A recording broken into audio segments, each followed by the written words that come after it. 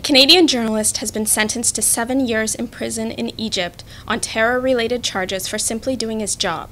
Mohammed Fahmy is the Cairo bureau chief for Al Jazeera English.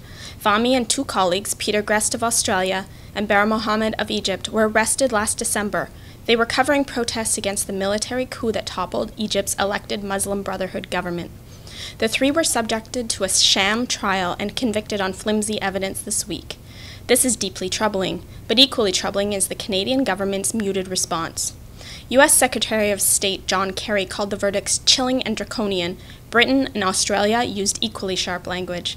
Canada's Junior Minister of Consular Affairs reacted by saying she was very disappointed. Fahmy's family begged Prime Minister Stephen Harper to call Egyptian President El-Sisi or summon the Egyptian ambassador. But Foreign Affairs Minister John Baird defended Canada's approach, saying bullhorn diplomacy wouldn't work. And Prime Minister Harper said Canada has been very clear in expressing its deep concerns to Egypt. But it seems like Canada's efforts at quiet diplomacy over the last few months have failed. The time has come to turn up the volume and speak loudly for Fahmy's freedom.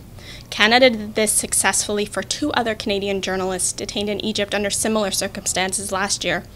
Perhaps the fact Fahmy holds dual Canadian-Egyptian citizenship makes his case more complicated. But dual citizenship didn't stop Canada from denouncing Iran for the imprisonment and murder of photojournalist Zahra Kazemi in 2003. Dual citizenship seems a feeble excuse not to express outrage for Fahmy now, especially given Egypt's other transgressions. Since the coup, Egypt has imprisoned elected President Mohammed Morsi and condemned hundreds of his supporters to death.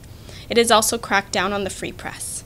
Canada has a duty to condemn Egypt's backslide into autocracy, even more so when one of its own citizens is the target. For the Montreal Gazette editorial board, I'm Allison Haynes.